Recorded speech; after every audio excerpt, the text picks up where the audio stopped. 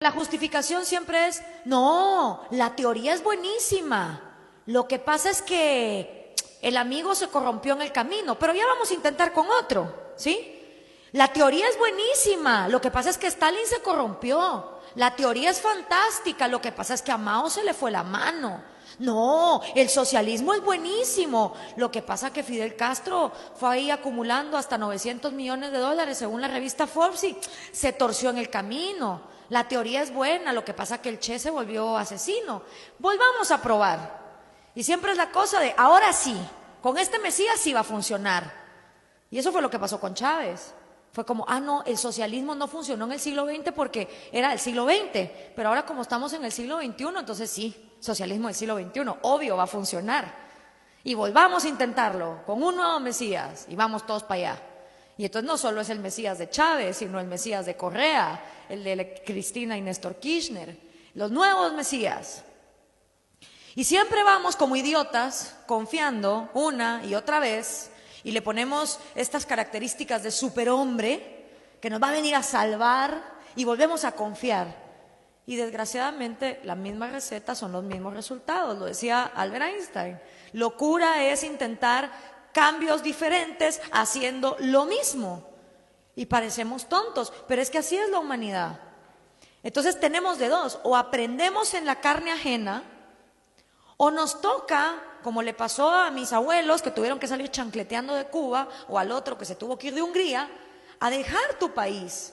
Porque el problema es que los empresarios de América Latina, que muchos de ellos son empresucios y empresarios, lo que te dicen es, a mí me ha pasado con empresarios venezolanos, no, es que para acabar con el populismo hay que hacer un poquito de populismo, ¿sí? No se puede todo de a golpe y hay que financiar al que vaya arriba en las encuestas.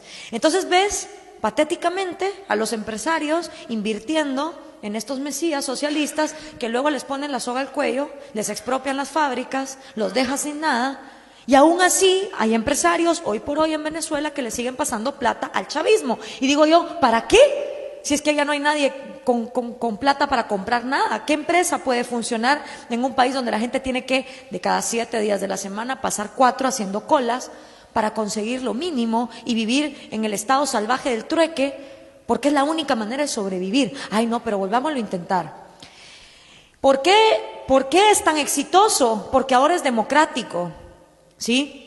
A diferencia del siglo XX, donde eran las guerrillas marxistas inspiradas por el Che, en Guatemala, en El Salvador, en Honduras hubo guerrilla, en Uruguay también. La cuestión era quitar al dictador militar e imponer a base de violencia el socialismo.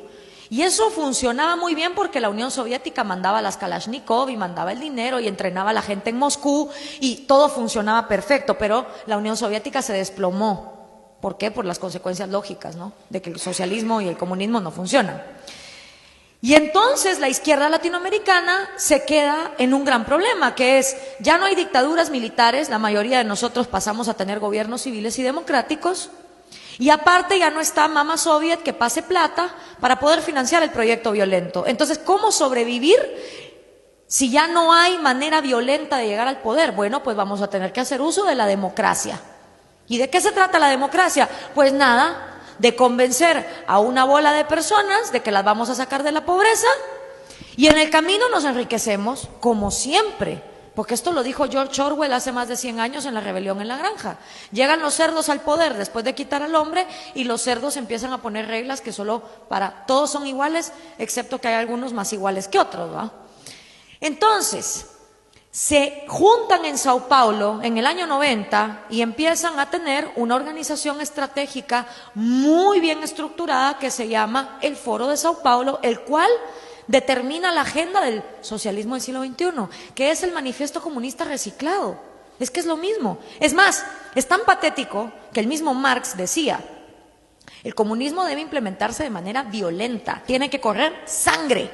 Él se hubiera reído y se hubiera burlado de los que, agarrando ese proyecto, hubieran tratado de implementarlo de manera democrática. Pero así son los socialistas, viven en la incongruencia. ¿Y qué ha pasado después? Pues que nos empobrecimos, porque si estas políticas funcionaran, la gente estaría migrando a Cuba, a Venezuela, a Bolivia, a Ecuador. y no es precisamente los países a los que migran.